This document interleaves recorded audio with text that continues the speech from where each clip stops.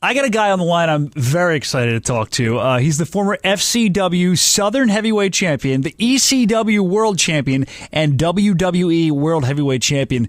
It's the All-American Jack Swagger. What's up, bro? How are you? I'm good, Brian. How are you? I'm doing great. I kind of want to talk to you about your career a little bit, if you don't mind. I know, and correct me if I'm wrong, University of Oklahoma is where you came out of, right? Yeah, I graduated from OU in 2006. Yeah, and you did football and wrestling? Yes. I was a two-sport athlete there.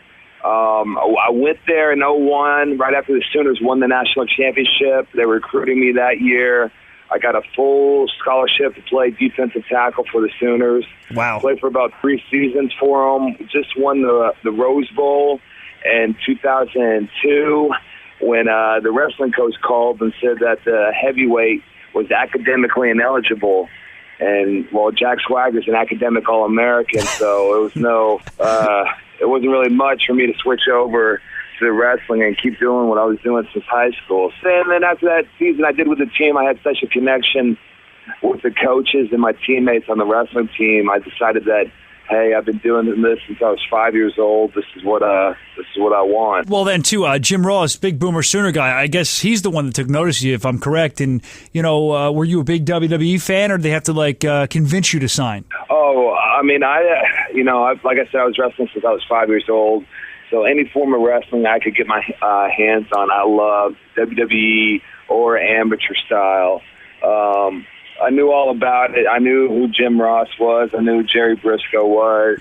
Big fan of both of theirs. And, it was like we actually got to know each other as friends. I was still in college, so, it wasn't like I could do anything anyways. It wasn't a recruiting thing or anything. He just told me to get my degree, and afterwards, if I would like a shot at destiny, that's what he said, to give him a call. Well, you're a big dude. I mean, I'm sure he was probably just drooling over you to get you into the wrestling business, into sports entertainment. So what do they do? Give you a tryout next? How's it work? How do they bring you in? Just come in and start bashing heads? I graduated middle of May, and they flew me out to Deep South 2 weeks after that, and I stayed out in McDonough, Georgia for about a week. And that was my first time to touch a professional wrestling ring. Really? First time to see it other than on TV. So I was green, and so they really couldn't get a regular tryout at it. Someone now would have to come in with a lot of experience, to get a tryout. Mm-hmm. WWE. I was an exception because of my wrestling background. And because of the people I knew. Okay. And, but I caught on very quickly to a lot of the beginner stuff they did, so they got a good idea of what I could do and what I was capable of. I think, correct me if I'm wrong, Deep South, you were in OVW for a bit and maybe FCW as well. You've done them all. Yes. You might be one of the only guys that's been to all of them. Yep. If I'm the only, I don't know if I'm the only, but I definitely was one of the first to do it. They kind of just had the idea of the developmental system really developing while I was down there. I was wondering if maybe they do a college term down there. They keep you down there for 2 years, maybe ship you around, teach you how to entertain all over the world. I mean, you think something like that would work out, be beneficial to the young guys? To have it in a college town? No. I'm sorry. Almost treat it like a college where they keep you down there for 2-3 years. You have to stay down there, and they ship you around the world to learn all over the place. Yeah, I mean, essentially that is what it is. It's just on a smaller scale, Okay. They can't afford to, ship 60 people around every, 6 times a week. Yeah. But I was in developmental for 2.5 years. Honestly, it took that long to learn the craft. And, the years that I've been at TV now, I learned a lot more than I did in developmental, obviously, because I was working with, some of the greats. But it's a great program, but it really takes about 2-3 years to learn it. To even have a clue, right? Yeah, to really even have a clue. So you trained with some great guys, and if you can speak quickly about this really caught my eye. I think it's your time in Ohio Valley Wrestling before you came to WWE. You actually got the tag team. I think it was after his cancer with Dr. Death Steve Williams. Did you do dual gut wrenches or what? Oh man, dual gut wrenches, dual Dr. Bombs. It was that truly was an amazing experience. The doc passed about a year after that.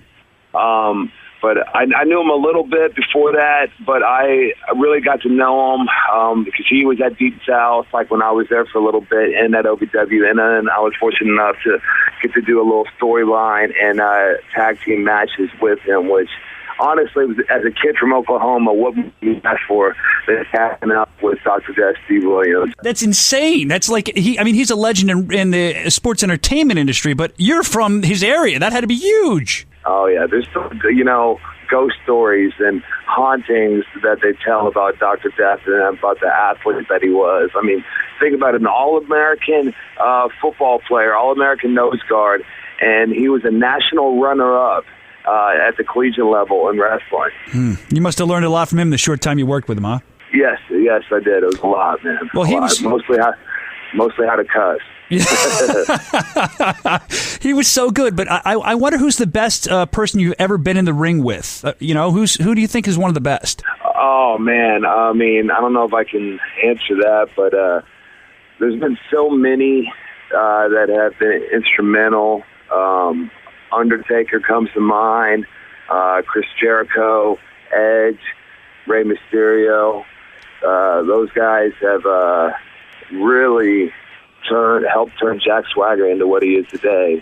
It's just a shame that Jack Swagger can beat all those guys now with one hand behind his back. Well, there's a guy. Do you think you could beat a guy who I actually just read this? High praise from a legend. You might not even know this. I don't know. Maybe he's told to you, maybe not. But Bret the Hitman Hart says you were a guy to watch, and you're one of his favorites in sports entertainment right now. Have you ever spoken to him about that? I mean, that's huge. Yes. Yeah. I talk with Bret every now and then when he comes up for TV, and I mean, what an honor that is right there. I mean, I like to get that on quote, print it out, frame it, put it on a billboard. That's awesome. But Bret the Hitman Hart, great guy. And I tell you what, every time he comes around us, he's always looking to help, a guy out. Have any questions, go to him, and he'll give you all the advice in the world. That'd be like Howard Stern saying to me that I'm the best radio DJ, like right now. That'd be huge. Oh, I got a hitman boner. That's a honer. Well, here's something that might not have made you have a boner. Money in the Bank, when you won that. Maybe when you won you did. I don't know. I'm not going to talk about that. But a guy named Josh.com, he calls himself. He wants to know how it felt to be the last Money in the Bank winner at a WrestleMania. I mean, you're in Phoenix. You grabbed the title. I was there watching. I was live. I saw it. What's the story from that match? I don't care if you're not afraid of heights. That's got to be nerve-wracking. Yeah, it really is. It feels like twice as high and twice as many people when you're up there, and it's full like that. It really was something that you can't get used to until you're up there. You just got to do it. All right, how about crazy stories from that match? There's got to be at least one. Let me see. Just one of the craziest things that I couldn't believe was that final bump that Christian took when I hit him with the briefcase.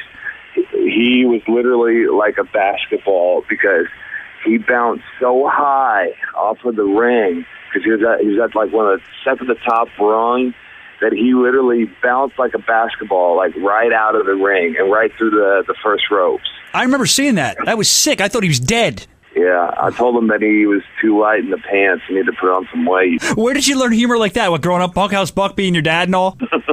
He had the...